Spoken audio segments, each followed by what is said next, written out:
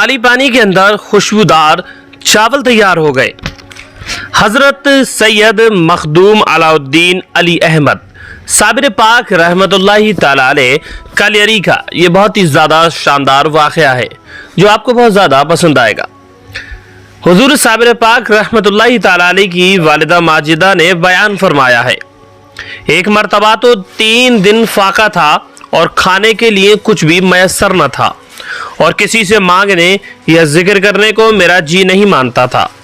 सुबह ही नमाज से फारिग होकर के साबिर पाक मेरे पास आए और मुझसे कहा कि आज बहुत ज़्यादा भूख लगी है, कुछ खाने को दे दो।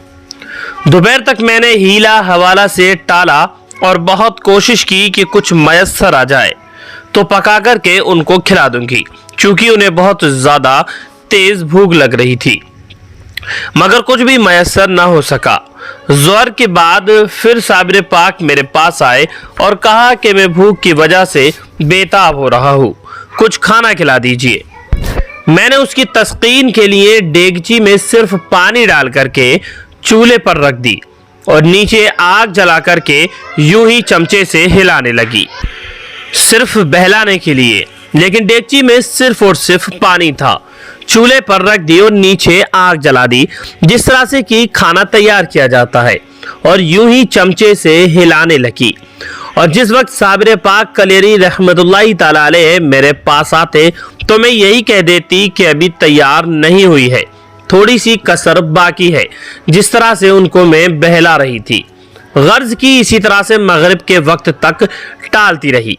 जब भी वो आते तो उनसे कहती अभी कुछ टाइम लग रहा है, लेकिन मगरिब की नमाज के बाद साबिर मेरे पास आए और कहा कि अब मुझको ताब नहीं है, अब मुझे कच्चा ही खिला दीजिए। इतना कहा और खुद देगची के पास गए और उसे खोल करके देखा। देखकर मुझसे कहने लगे, चावल तो बिल्कुल पक गए हैं, आप मुझे जल्दी से खिला दीजिए। मुझे ये सुनकर के निहायत ही दर्जा हैरत हुई कि देगची में चावलों का तो नाम भी न था, तो ये कैसे कह रहे हैं कि चावल पक गए हैं।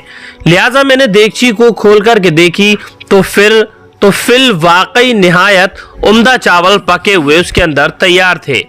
मैंने साबिर पाक को उस देगची में से चावल निकाल करके खिलाए और मौलवी मोहम्मद अबुल कासिम को बुला करके चावल दिखलाए और वाकया मिन व अन बयान किया और उनसे कहा कि साबिर पाक के वाकयात इस पर मजबूर करते हैं कि उनको तालीम बातिनी दिलाई जाए। आपकी राय हो तो उनको भाई शाह शेख बाबा फरीद गंज शकर रहमतुल्लाहि ताला अलैह के सुपुर्द कराऊं। वो चावल मौलवी अबुल कासिम गरगामी ने खुद भी तबरुकन नोश फरमाए और अपने अहबाब को भी खिलाए और सब हजरत ने आपकी वालिदा मोहतरमा की राय से इत्तिफाक किया। तो यहाँ पर देखा किस तरह से अल्लाह रब्बुल इज़्ज़त ने गैबी तौर पर मदद फरमाई कि कुछ भी खाने को नहीं था, उसके बावजूद खाली देगची को रख दिया गया, इस बिना पर कि उनके बच्चे को काफ़ी तेज़ भूख लग रही थी।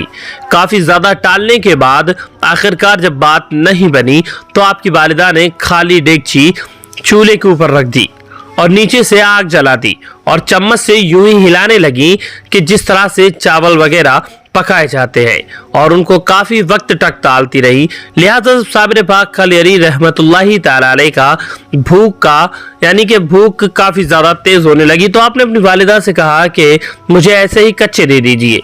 लिहाजा अपनी वालिदा से पहले ही आप जब उस देगची में झांक करके देखते हैं तो कहते हैं, वालिदा मोहतरमा चावल तो बिल्कुल पूरी तरह से तैयार है।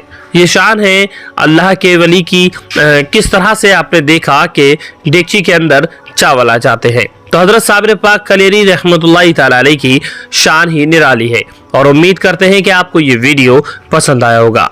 साबिर पाक रहमतुल्लाहि ताला अलैह की दरगाह एक ऐसी दरगाह है, आप अच्छी तरह से जानते हैं, जहां दूर दराज से और दुनिया के कोने कोने से अकीदतमंद आपकी दरगाह में पहुंचते हैं, आपके दरबार में पहुंचते हैं।